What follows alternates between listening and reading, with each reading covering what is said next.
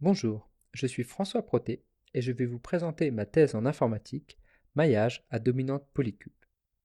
Deux aspects à retenir dans ce titre. Tout d'abord, le maillage. Mettons-nous dans la peau d'un ingénieur Chevrolet voulant étudier le système de freinage de sa Corvette.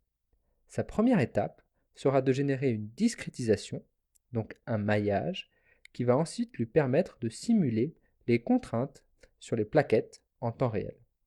Cela lui permettra de facilement étudier les performances de ces nouveaux designs. Ces maillages peuvent prendre plusieurs formes.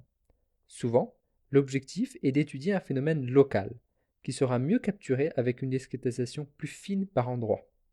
Et de la même manière, un alignement des éléments avec les phénomènes physiques va permettre d'améliorer la précision des méthodes de simulation. Le maillage que je montre ici, et qui permet d'obtenir ces deux qualités, est un maillage structuré, composé de quadrilatères. Il est généralement obtenu à partir d'une décomposition en blocs qui donne tous ses contrôles à l'utilisateur. Le sujet de ma thèse était la génération automatique de telles structures. On en vient donc à la seconde partie, les polycubes. L'objectif de la méthode des polycubes est de créer des structures de blocs.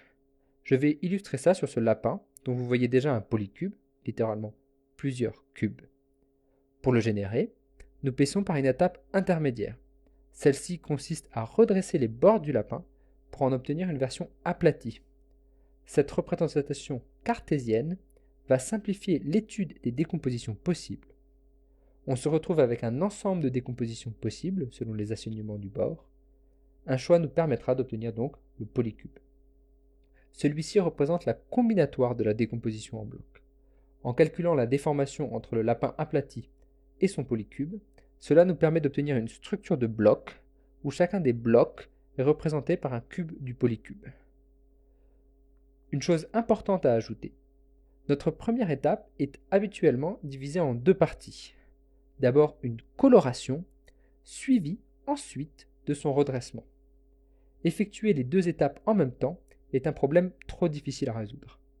Cela illustre très bien les problèmes de robustesse que l'on trouve dans chacune des étapes de la méthode des polycubes.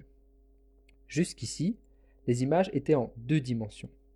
Mais cela fonctionne bien sûr pour les volumes, où nous avons un objet que nous colorons puis aplatissons pour en extraire un polycube et obtenir une décomposition en blocs, avec à la fin des hexaèdres. Au début de ma thèse, chacune de ces étapes était problématique. Notre réussite a été de résoudre 3 de ces 4 problèmes. Commençons tout d'abord par les dernières étapes.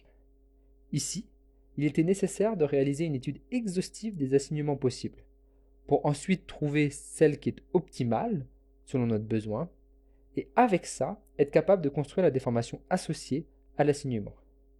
Le vrai défi vient du mariage compliqué entre les problèmes continus de déformation et l'aspect combinatoire de la structure de bloc. Nous présentons notre solution dans Robust Quantization for Polycube Maps, paru en 2022. Cela nous permet donc de nous concentrer sur les deux étapes antérieures, et sur celle-ci, notre seconde grande contribution concerne l'aplatissement. Cet aplatissement correspond en fait à un calcul de carte d'un domaine vers un autre, auquel on ajoute des contraintes de planarité sur le bord. Le calcul de la carte est un problème classique en informatique et en infographie. L'idée est de chercher une déformation injective, minimisant une distorsion et respectant nos contraintes. Et l'injectivité n'est quelque chose de pas simple à capturer, représentant une contrainte quadratique en tout point du domaine. Depuis 2013, on peut compter 15 articles dans la revue Transition Graphics qui ont essayé de résoudre ce problème. Et nous avons enfin proposé une nouvelle approche, Fold-over-free maps in 50 lines of code, qui pour la première fois permet de concrètement garantir que l'on sera capable de calculer des aplatissements injectifs.